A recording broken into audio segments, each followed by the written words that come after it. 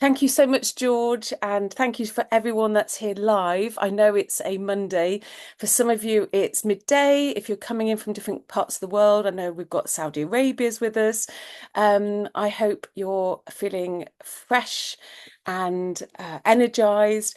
George did actually ping you a link to my slides, so I'm hoping that you can follow along with me, especially where there might be content on a slide that you'd like to sort of lean into. And also, I only have an hour. We do have 30 minutes for questions, which I'm really looking forward to. So please make notes of your questions.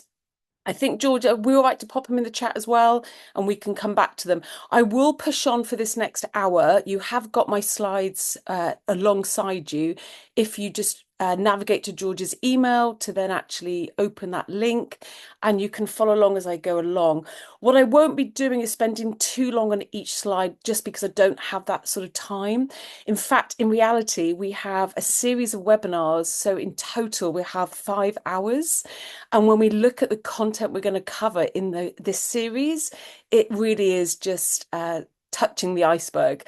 So as I will do as much as I can, and I will speed up in places, and hopefully that means that I will be good with my time management, and we will get a good 30 minutes for lots of questions that we can discuss. And I'm really interested in co-creating content, and certainly improving lives of horses together. So yeah, let's see how we get on. Okay, you'll see on the first slide of your link, because you have this, that I do actually have really been thinking about, certainly the last couple of years, my own positionality and where I am in being able to help horses progress towards living a good life. And you'll see that what I landed on and what is relevant today for me in 2024 is my intersectionality. And so you'll see that I'm really interested in my ability to intersect the latest in evidence-based knowledge. And I've put in there under the sort of banner of equitation science, because you can see I have a lot of value that I give to in education, from an external examiner through to being a senior lecturer and a consultant. So it's really about this understanding that I intersect both the academic and knowledge-based world with practice and application and research. But you can see the other two areas of being able to bring my own responsiveness to horses. And what I mean by that is being able to show up with their needs being satisfied and met, and to be able to do that on purpose with intent and intentionality. And that's my understanding of how I choose to be in my own ethicality. And then you can see the other one is about the value I place on unlearning. So I'll come on to this later about being deeply in curiosity and being able to just sort of suspend my own thoughts because I'm actively listening, hopefully to you guys in your Q&A, and being able to be curious about what others bring to progressing horses to a good life and what I bring. Um, is everything okay technically? Am I doing all right, George? Yeah, I think so. I think you'd unmute yourselves if it wasn't, wouldn't you? Yeah. You can all still hear me. Just checking. No point carrying on if we've got no sound. No, you're perfect. Okay, brilliant. So just pushing on, you can just see that I am really showing up, and this whole hour is really so that we can together Yes, being recorded. look at positive change and what can we actually do that enhances, which is the title of this whole webinar series, our current equestrian landscape and our current lived experience for horses. So this is really my North Star, which is to renovate. And when we say renovate, keep what works and be able to then actually update and improve and enhance what doesn't, as opposed to this sort of having this massive revolution that may or may not sort of lead towards progress, but especially positive change. Okay, so that's my positionality, and we're now going to obviously what I'm going to cover. I must just say a huge thank you to George, the Association of British Riding Schools and Equestrian Centres and Livery Yards, for this invitation. It has been an absolute pleasure to think about and to plan and now to present this webinar, but in a series of 5 webinars. And I am really indebted to Louise. So Louise and Sarah Fitton, who reached out to me this year, probably about 6 months ago, actually, from Riders Farm Equestrian Centre. Now, Louise would be with us today, but I think most of you can really relate. She's actually having their annual licensing inspection. And because they are a 5-star licensed equestrian centre, that happens every 3 years. So Louise sends her apologies, otherwise she would be here with us. And you can just see that I'm just going to cover quite a bit of content, finishing off with my work to date with Riders Farm Equestrian Centre. And hopefully that will prompt enough sort of curiosity and um, uh, just intrigue as to what the next webinar is all about and how we sort of build on each webinar from the previous webinar. So please, if there are questions today that maybe I will be taking or covering at length in, say, webinar 3 or webinar 4, please, I invite you to be patient, and I'll get to it.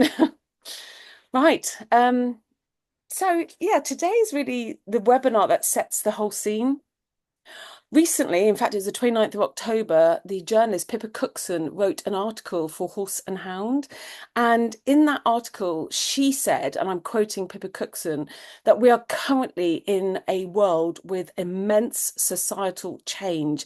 And actually, at that point, I thought, you know what, that's an update for my normal social license lecture or webinar. And I certainly know that the pace of change has been so fast since 2020. And it's because of these key events that have been taking place that are shaping, key global movements such as Black Lives Matter, the Me Too, and to get to watch in real time the murder of George Floyd. We've even watched professional athletes abuse animals. And so you can understand that when we get to what's actually taken place since 2014, which is of no, it's not coincidence that that was the immersion of the World Wide Web. Certainly, with us being able to get much greater access to the World Wide Web, we've also then found ourselves in and submerged in the court of public opinion. So what I talk about in terms of a pillar of public acceptance is communication. And that's because it is extremely significant that what we witness in one country within 3 seconds will be witnessed and experienced by somebody else on the other side of the world. And that's all because of the uptake, the prolific or the super exponential uptake of something called the World Wide Web, which you and I know as the internet. So we are very much living in immense societal change. I've already mentioned that we did actually get to see quite recently Kurt Zuma, who is a professional footballer, plays for West Ham. He actually had his brother filmed him kicking his own cat across the kitchen and then deciding that that would be posted on the World Wide Web or on his social media platform. What's really interesting and why I share it on today's webinar is actually the West Ham fans, so the own supporters of the football club that he is paid and is contracted to play for to keep them in a league, their consequence for Zuma was a 3 month suspension. They wanted him benched for 3 months as a consequence of animal abuse. And what actually happened is the manager benched him for 1 week and docked him 1 week's pay. A totally different response than what his own supporters wanted. And that really sort of leads me into what the ABRS Plus conference covered a couple of weeks ago when they invited a real expert in social license, Roly Owers, to talk about what's actually happening with this massive, immense societal change. And I'm really sort of sharing Roly's metaphor. He shared at the conference, it's up on YouTube on the ABRS Plus YouTube channel, but he shared about this metaphor of a leaky bucket. He's not the first time, that's not the first time I'd heard it with social license. Another one is an expert in racing, and Vicky, she's called, she shared the same metaphor, and that is all of these events are actually taking out this idea that we're leaking the sort of trustworthiness that we are able to safeguard the use of horses. And I will finish with in sport, but today's webinar does actually go into our use of horses in education, our use of horses in equestrian centres. And so I'm just helping to set the understanding, the sort of terrain we're all navigating as these leaks in our bucket are coming thick and fast.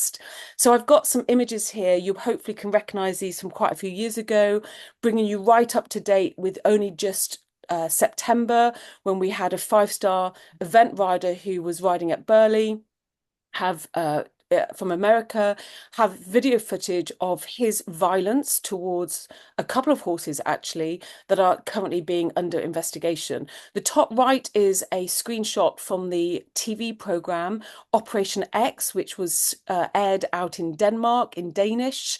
And we recognise the what happened in the summer with the field of dressage just before the Paris Olympic Games, as well as an open letter to the International Olympic Committee and the catalyst that has now moved modern pentathlon from having horses show jumping to something called jump cross, which, if you think about it, or if you know anything about, is a little bit like James Bond jumping around. So you can really start to see that we are in this massively immense societal change. And I call this, the leaky bucket, critical global incidents. So moving into then what is actually happening in terms of societal attitude changes, I just want to zoom in on equestrian changing attitudes. We've gone from even words like a partnership to now a guardian, but actually the work of a really great anthropologist, Dr. Rosalie Jones McVeigh. This is one of her books. It only came out a couple of years ago. But this is to quote Rosalie. She talks about equestrianism is not only about a desire to achieve more or better connection, but it's also this rumination, gravitation, or obsession around grasping at knowing what sort of connectivity one really has. And so you'll start to see this interplay of language, and language really matters, especially when we come on to the word welfare and the lived experience of horses. And so how we show up with our language does ripple into how horses experience their world. Which leads me nicely on to what has been happening. I am just going to spend a little bit of time in the world of horse sport. This actually is from the Fédération Equestrienne Internationale's commission. It's an independent commission called the Equine Ethics and Wellbeing Commission, who, commissioned by the FEI, produced this final report, which was accepted by the FEI in toto in July 2024, so very recently. And really what this report demonstrates or provides us with is what is that question around social license. I did say I would go there for us. It's absolutely unwritten, but it is this social contract. And I think this idea of a virtual license is worth getting our heads around, because it's actually about, I've actually stopped sort of formally using the word social license. I just now talk about public acceptance. I feel like social license has sort of been become quite fashionable.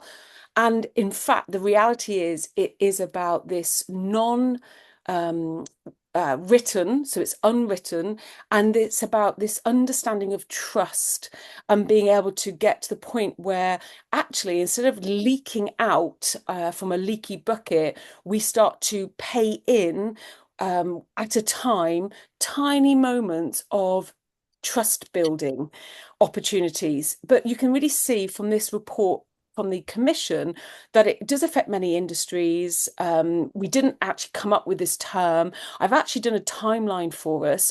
But what I do want to look at is the red dot in this report. And it's you can see I've referenced it here as well. But it's equestrian sport is the fact that we're unique and we are way more vulnerable to negative public opinion because we are using, or it's about the use of animals.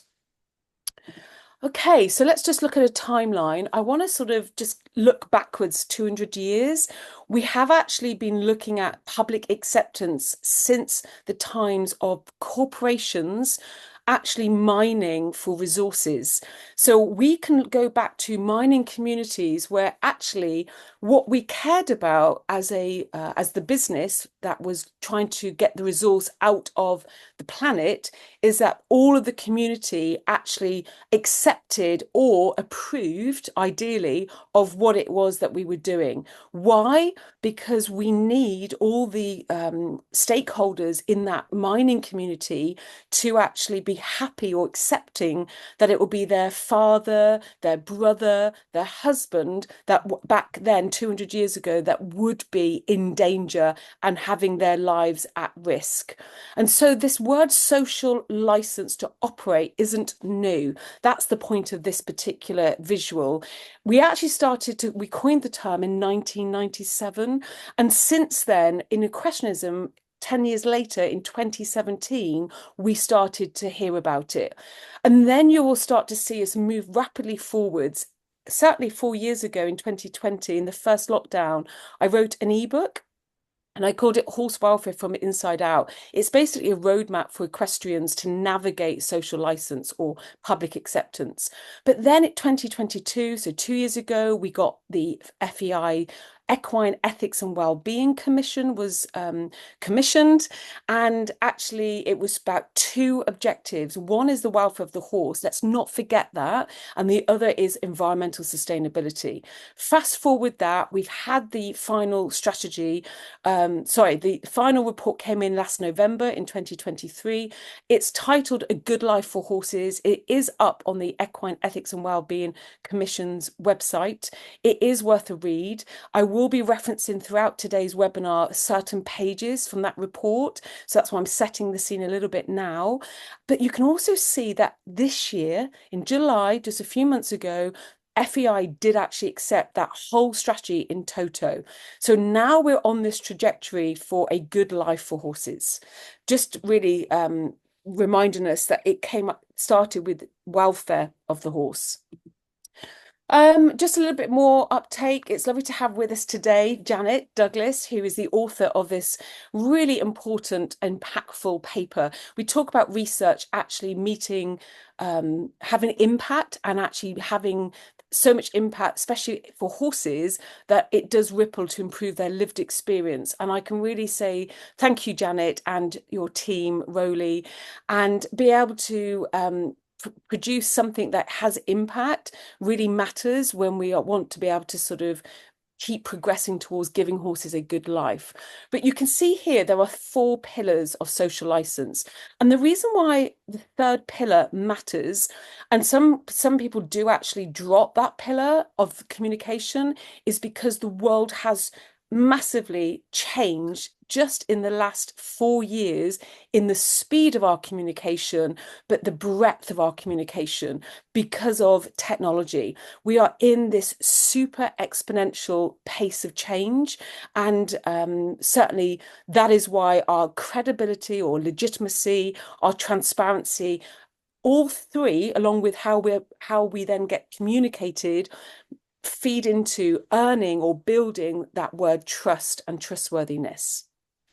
The other paper that I really recommend that is published, a peer review published, is done by, again, my colleague, Dr. Gemma Pearson, who really, and her colleagues, including Janet again.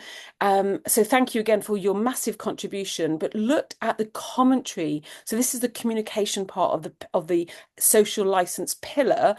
post the 2023 Grand National. Now, I am going to come back to the Grand National, and we will be looking at how that from this paper to 2024, the actual adaptations that took place to get us where we are today in just a very short space of time. But I want to just circle back now to really talking about why the Equine Ethics and Wellbeing Commission actually wanted to spell out the processes for the FEI. Really, you can see what I've been talking about. I'm just repeating myself, but let's just look at this whole increasing of public unease about the use of horses, certainly in sport. And you can see at the bottom, there's quite specific detail from the loss of jump racing in Australia. Now in all states, it was actually there was one still going, but now in all states, and now we've got this sort of I'll sleep in one of the other rooms tonight. So will it be all right to leave the dustbins down? What I'll do is I'll look it all up and everything in the morning. See you fine, no worries. Right, lovely, thank you. That pillar's taking a little bit to dry, that's all. is it okay if everyone can just mute themselves? Is that all right? Thank you. Okay, so moving on, I will rapidly push this on a bit, I think. Let's get to some of the really relevant parts for our particular webinar. But you can really see that our commission was made up of independent experts. And certainly moving into the commission's work, I thought this was a really important visual because you want to know what social license is. I've talked about the word trust, but look at what the commission have done here. They've talked about a tipping point between building like a building block, trust, then confidence and credibility. And that raises our freedom to operate. That is what gives us the ability to self-regulate because we are trusted, because the public have confidence in what we are doing, and because we are credible. But as soon as we start to lose that credibility, we have lacking confidence in what we do and we become distrusted. Now we're going to have to look at public rejection. That means walking into public places and actually having a public response to equestrians as we go into perhaps a pub. That leads into then legislation, and then it leads into being regulated. We hope to be regulated, but if that doesn't happen, it does result in a ban. So we really are in this tipping point era, and I'm not being dramatic. This is where we're at. Now, this obviously is specific to sport, horses in sport. I'm deeply passionate about using horses in sport. You've seen my positionality, and it's about because we use horses because we can demonstrate enrichment. But I'm not alone in thinking this. What happened in 2022 is the commission actually undertook some research. They looked at not only the non-equestrians' concerns about horse sports, but they also looked at stakeholders or equestrian stakeholders in particular. So look at this next slide. You'll see two lots, both the first and the second column. Together, we make up the equestrian community. And then the third column is non-equestrians. And let's just now take a look at the findings. So who actually is concerned about the use of horses in sport? I just thought this was worth bringing to our attention in today's webinar because it is actually the leisure riders coupled to vets who are both the most interested, vets being the most, so we're not surprised there, most concerned about how we are using horses. Both of those, I think, really sort of showcase where we're at with this tipping point. Those inside the FEI and certainly closer perhaps have less concerns.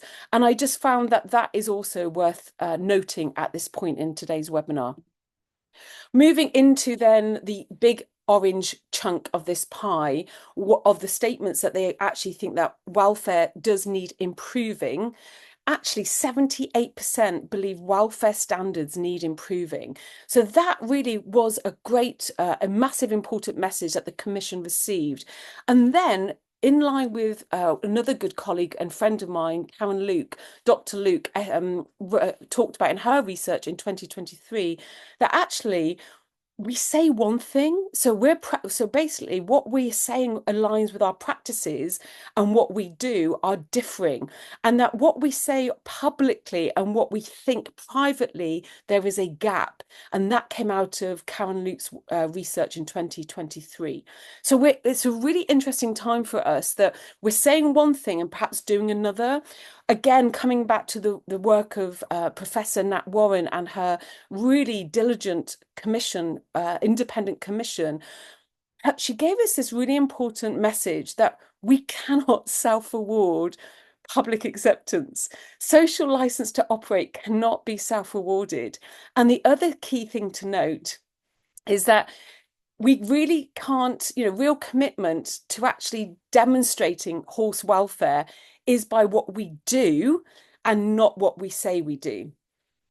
So just before we get into the impact on riding establishments, riding centres, and the work I've been doing with Riders Farm Equestrian Centre, this one I think sort of resonates for all of us, that we are all responsible in leading and the priority of horse welfare.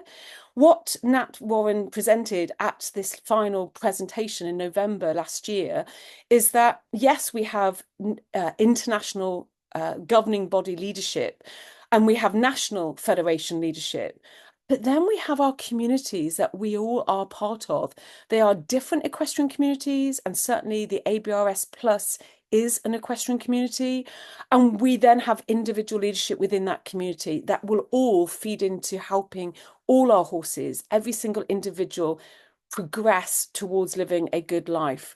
And Nat Warren's real sort of urge for us in her final presentation was actually being able to change the status quo is always going to be challenging, because actually change is hard, because we always overestimate the value of what we have, and then we also all underestimate the value that we might gain.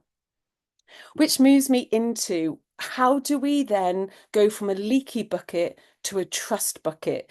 And certainly in April, we were urged by the journalists from Horse and Hound that actually the report came through as our leaders are urged to be bold and ambitious. And for this is our crucial moment, which links back to that tipping point. And I decided to bring in apples. I thought, do you know what? I'm trying to explain through a metaphor that we need to build trust to earn our public acceptance. We need to earn it. And how we do that is we add an apple at a time, or a marble, or if you're familiar with the sort of the work of Dr. Brené Brown, we are building piece by piece, like shaping horses in training, our own trustworthiness. And that's because of critical global incidents that represent that leaky bucket. So one of the things that happened in July 2024 is that the FEI, based on all this research and all this commission's really robust work, is that we shifted from being equestrian as partners, and because that is providing this indication that we have an equal standing, when in fact what that we are is their guardians. And that has actually caused some controversy, but the reality is we are trying to build trust. And certainly Pippa Cookson, the journalist from the article on the 29th of October, she wrote that practices that were considered normal 30 years ago are now unacceptable to many. She said that with improved knowledge of equine physiology and psychology, that we have changing views on the use of animals.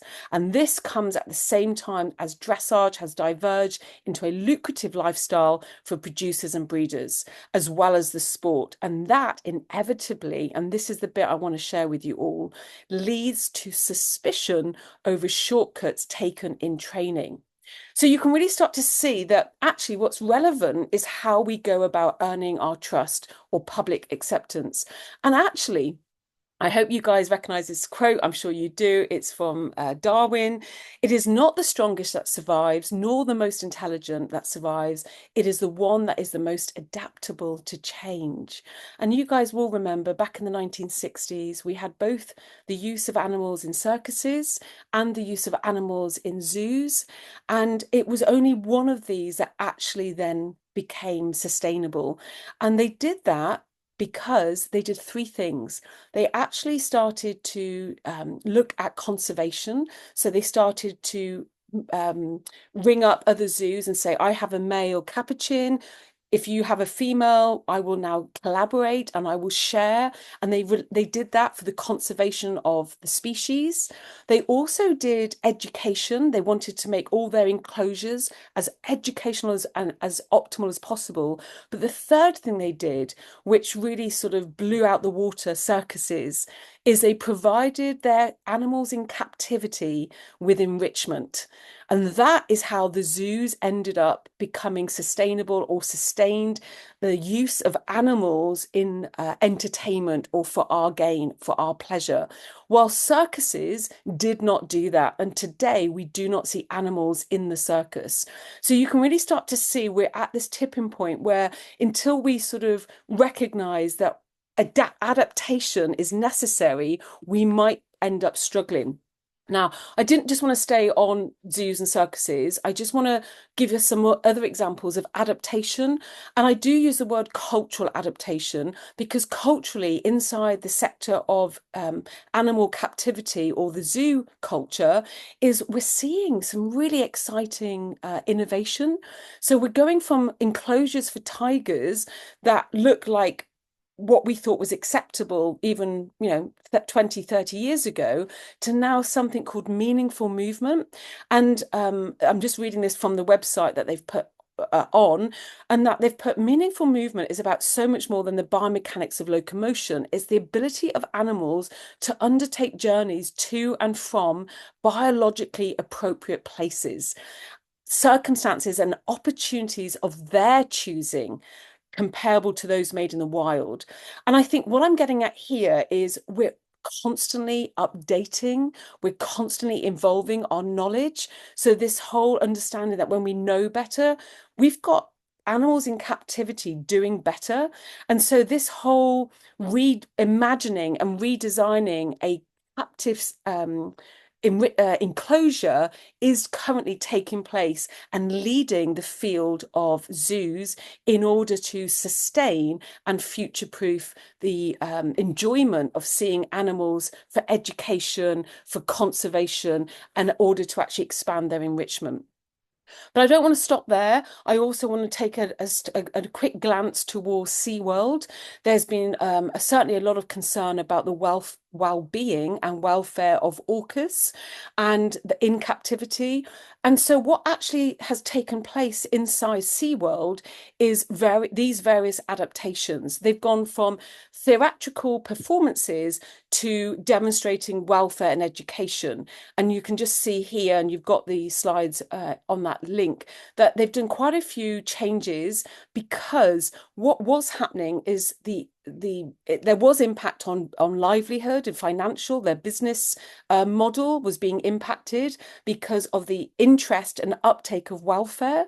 And so they had this immediate drop in numbers, but they feel like now, or they've recorded now, that there is some recovery because they focused on welfare and conservation and education.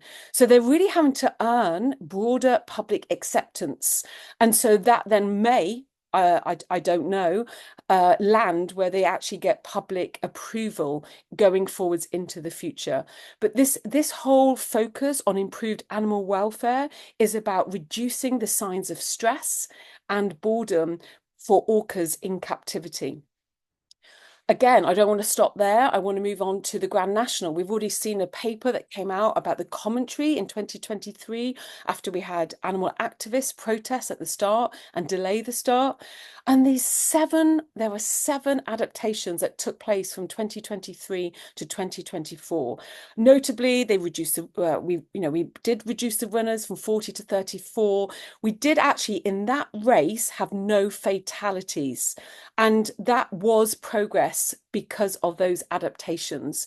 There were other fatalities that did take place throughout the whole festival. So the racing did still have its risks in 2024, whilst I do know that then is pushing and driving forwards everyone inside racing, that we can do better, and we are working on that for 2025. But what happened is the public perception was that racing is working hard, prioritizing the lived experience of those racehorses in the Grand National to improve that experience for them as they do that race.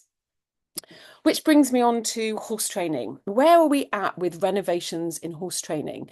So I've been looking at this whole field of unlearning, but it sort of was one of the most exquisite books I read in 2020 when we were in lockdown from COVID. And that is the book about the boy, the horse, the fox, and sorry, the boy, the mole, the fox, and the horse. And this lovely quote, which is, I wonder if there's a school of unlearning, because actually talking about horse training is difficult. It stirs up emotions for all of us, and it has actually evolved over time. So when we come on to renovations, i.e., keep what works, but actually update what isn't working, I'm going to sort of look at this through a welfare standards and improving welfare standards. How can horse sports be now evolving to enhance horse welfare? Well, we've got some really positive news. We've actually found out recently, only in the last few days, that we will be having classes in 2025 where horses can actually compete at Grand Prix in a snaffle only. They are at the moment separate. And the thing that I just wanted to bring up at this point is up until this current climate of placing the lived experience of horses at the centre, i.e. their well-being, their mental lived experience as equal to their physical lived experience, we'd been talking about the tradition of things like a double bridle. And Pippa Cookson again discusses this in her article on the 29th of October of this year. And what has actually happened, I see, is this renovation into sentience. Back in 2022, we updated the 2006 Animal Welfare Sentience Act, Animal Welfare Act with sentience. And that means that just because something is traditional or that the student or the rider was learning how to create leverage with the use of the double bridle, what we're now seeing is their lived or their sentient being recognized, being acknowledged, so identified, being acknowledged, and also how do we support the horse to resolve any negative experience because of what is happening down those reins. So that to me is demonstrating how we are coming through into renovation. But why does any of this matter, especially if you're running a riding school? Well, actually, 2025 is really about, we're at this tipping point, erring on the side of the horse. We can either do one or two things. We can either get reactive, get defensive, based on the fact that we are in this era of immense societal change, or we can start to become proactive. In the Equine Ethics and Wellbeing's Commission's report that was presented in November of 2023, if we turn to page 6, you will actually see the Commission state that if we are absent of robust evidence, we do need to take the precautionary principle. And really what that means is erring on the side of the horse. And so let's now put our spotlight on grassroots. I'm not just checking how I'm doing for time. Brilliant. When we think about what you and I are doing, we're working with inclusion. We want to help people who've never accessed horses to enjoy what you and I enjoy interacting with our horses. And the key here, I believe, is that because we are working at grassroots, working with people that have never been exposed to horses before, where we're working at is on this sort of progression from curiosity to want to interact with a horse right through to actually being responsive to their needs and to satisfy their needs, as opposed to being curious about what horses can do for us and being able to sort of recognize that in that process of what we gain, we actually lose or come later to the table about satisfying their needs. And so what I'm really talking about now is, can we all leave horses better than before we interacted with them? So what I'm getting at here is we can do that through a process of being curious. You'll see it at the bottom of this pyramid is actually we're going to challenge our own assumptions and biases, and we're going to have this sort of desire for collective understanding about getting closer to the truth about horses, because remember, they're a totally different species to us. And then I want us to actually explore that word like unlearning, like whatever's gone before us, whether we're brand new into interacting with horses, or this is our profession and has been for the last 50 years. What we can all do is show up with the curiosity to unlearn, and that is uncomfortable. Like I can share now that provides discomfort. And it's always out of the discomfort that learning takes place. And I always say to my students, if you're not uncomfortable, then you're not learning and I'm not doing my job. So, if you think about where learning comes from, it's always from that discomfort of what we don't know. And it might mean that we have to unlearn. And I can talk about that more in the Q&A if that's of interest.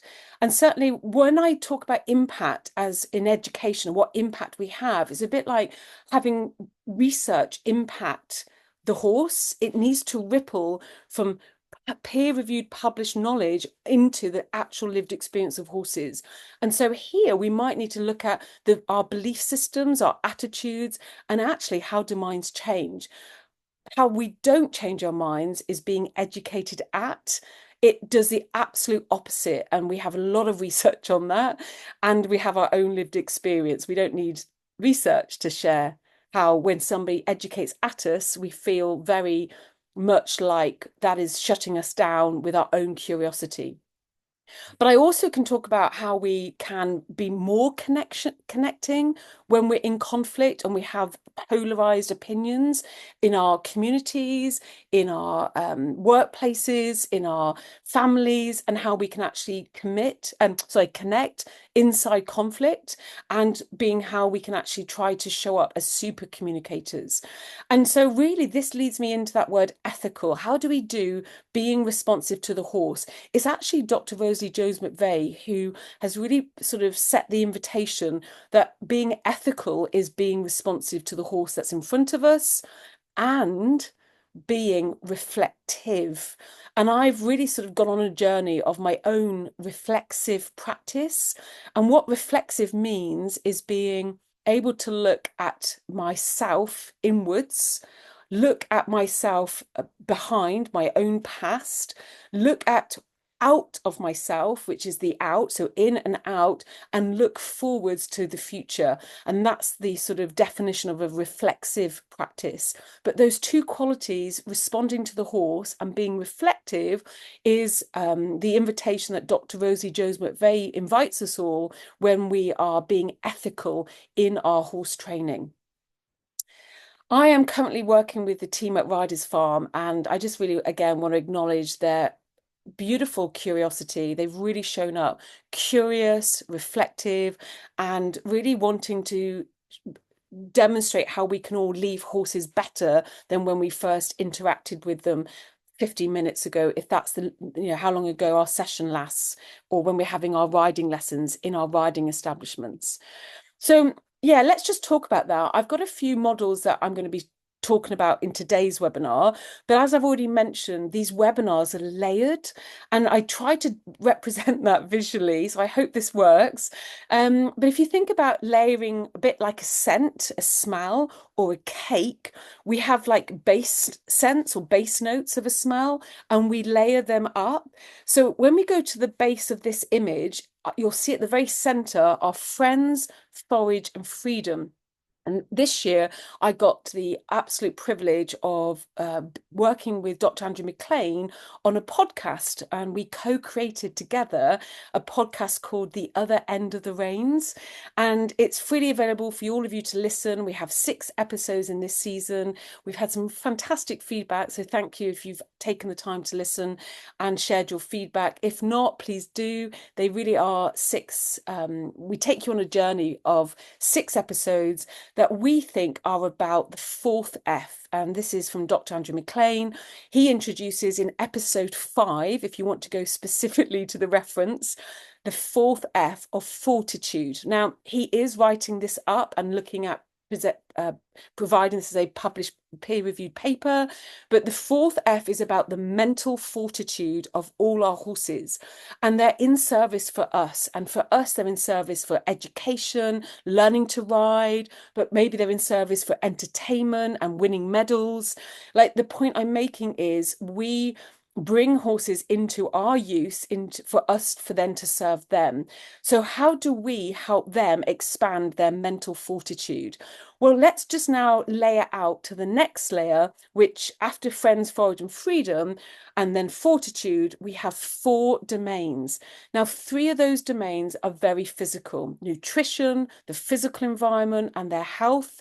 Whilst the 4th domain is broken into 3 parts, A, B, and C, and that is the behavior, how they interact in the environment, their behavior, how they interact with each other as horses and different species, and their behavior, how they interact with us, horse-human interactions. So the key here is that those 4 domains actually make up or feed into the 5th domain, the mental state of our horse. And so you can see how fortitude now really ripples out to the next layer of the 5 domains, and it sort of helps horses to be buffered or to experience. See, the point about the environment we all work in education is our horses are serving beginners, people that have never experienced the joy we get from riding horses or handling or interacting with horses. So when a horse is having to interact with clashing a beginner who will be clashing their aids or their signals because actually they have no autonomy of that, what's really interesting for me is how have we buffered for that riding school horse their mental fortitude, that mental state? What have we done that will actually leave that horse better than perhaps before when the start of that beginner lesson? And so we're working together at Riders Farm Equestrian Centre, where we're taking not only the 3 Fs, but we're actually taking each of these 5 domains, so those 4 domains that feed into the 5th, and we're doing that by layering out one more layer, a bit like a cake or a scent. So the top notes of the scent are the first principles. Now, these are from the International Society for Equitation Science. And like any sector, there are first principles in marketing, in Newton's physics, in manufacturing, whatever field that you can think of, there are first principles. And these first principles are just that, they're principles. And so that is what we're doing to be able to demonstrate that at grassroots, we are placing with intent and on purpose their welfare, their well-being, mentally and physically, our horses, and the ethicality or their us choosing, making a decision that their lives matter and that we are going to leave them better than when we actually started interacting with them. So to do that, we really need to understand the models that I've just mentioned. And British Equestrian and FEI have all made a declaration that they are taking up and applying the 5 domains welfare model, specifically the 2020 version, which you can see here in the top left-hand corner. But I do need to explain why this is massively an update and an enhancement for all of us, including riding schools. Why is this such an update and help us earn our trust by our local community of non-equestrians? Well, there are 3 central tenets to the 5 domains model. And the first one is, can we help identify for the horse negative experiences whilst they're in our riding establishment, in our riding school? Can we help identify for the horse their negative experiences? And that could be anything from tack that no longer fits them. Perhaps they've changed size, and the tack that that did used to fit them now causes discomfort. That is a negative experience for them. But then we've identified that. So now we're going to resolve that negative experience, and we can now provide that opportunity to improve and enhance from discomfort to comfort, the fitting of the bridle or the fitting of the saddle. And we can start to bring that to help them have that resolved. If it's something like pressure down the reins, so they open their mouth to resolve that rein pressure, we can help them resolve it because they've got enough space between the nasal plane and the noseband that we have fitted to the bridle that they can actually not feel that discomfort to then suppress opening their mouths. So you can start to see that we can show up with these central tenets in every single interaction, that we are responsible for improving their lived experience or expanding their mental fortitude. And then the third one, which I've ringed for all of us, is what I'm really excited about. This is the future. We're working on it really hard. And that is, can we identify or provide opportunities at least where we identify a positive experience for the horse? And what I mean by that is, can we actually recognize when a horse is feeling pleasure or curiosity? What can we do about changing their lived experience so that they can progress towards living a good life? A bit like the tigers in captivity, going from an enclosure to one where they're actually more aligned with agency that would have happened if they were not in captivity. And so when we think about opportunities for positive experiences, I am absolutely exploring that with Riders Farm Equestrian Centre.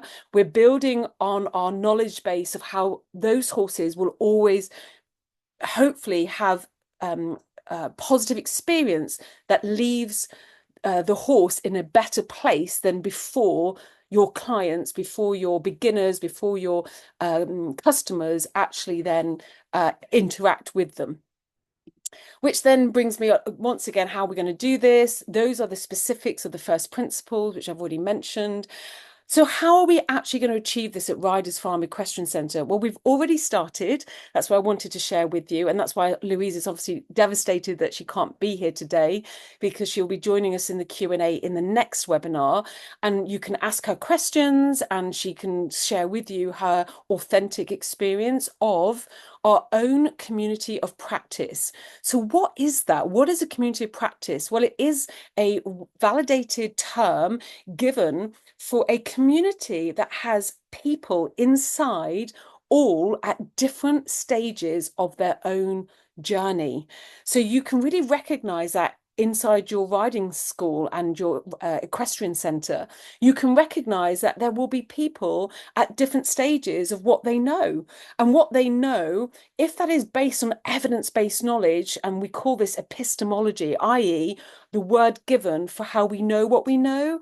If you've got people inside your community at different stages of how they know what they know, we can really start to sort of explore inclusion and actually call in those that really are curious about interacting and having a relationship with horses.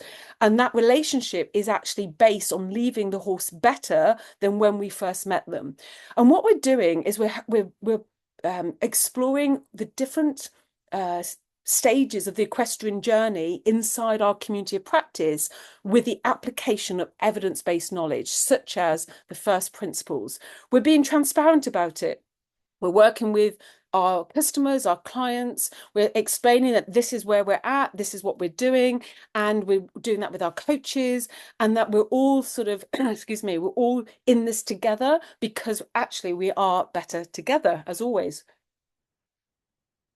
Excuse me. And then the third one is, because we are in this shared community of practice at differing stages of our journey with differing expertise, where we can mentor each other and actually acknowledge that we can even do something called reverse mentoring, which I'm sure you probably have heard of, where the expert in the community actually becomes mentored by the beginner. And you can start to see how that different perspective enhances all our learning, and we can get closer to improving the lived experience of horses and actually leave them better than when we first met them. So we start to begin to build or earn community trust, that actually we are trustworthy of safeguarding the mental and physical state of our horses. Another example of how we're doing this is we have, this is something I've created for the Riders Farm Equestrian Centre. Absolutely feel free to use. This is a checklist. It is the first principles from the International Art of Equestrian Science, it's all the criteria of each principle.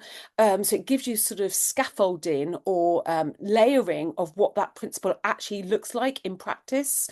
And then across the side, you'll see the columns 1 to 6. And what I'm inviting all of our community of practice members to do is to take this checklist and go through it and identify in a clinic or in a from a coach, maybe it's a YouTube video of a clinic, of a practitioner, or of somebody that you're having a lesson with, all of these 10 first principles. So we start to get really comfortable with the first principles, and we can start to recognize when we are applying them. Why does this matter to grassroots educational centres? Because then you can start to have conversations with non-equestrians about how this is evidence of taking or enhancing your horses at your equestrian centre lived experience, or leaving them better than when we actually met them. So we're starting to apply evidence-based knowledge as part of our responsibility for cultivating our social license. We are showing up with action and doing that matters to horses, that we are worthy of public trust, and that this is how we sustain our public acceptance. I even believe that when we get good at communities of practice, that is I believe that's our path into having public approval, where actually when we walk into public spaces, we will have really what we call positive valence or good experiences around being with non-equestrians, because non-equestrians recognize that we are enriching the lived experiences of our horses. So really, just to sort of wrap up, I think my time is, oh, there we go, 2 minutes. Let's do the best we can until we know better. And then as soon as we know better, let's all of us try and do better. And I do know that word try is massively important. And that is what matters to me, is that we show up in communities of practice where on some days where I'm struggling to do better, somebody else in my community has got me and they can actually support me. And when they're struggling, I've got them, and I'm supporting them. So we really start to recognize that we are better together and unifying to actually improve individual horses' lived experiences. To find out more about specifically how we do that through applying the 5 domains welfare model, which I do in application, come and join us on the 9th of December, again at 12 o'clock. And that's it. Thanks, everyone. Let's go to Q&A, George.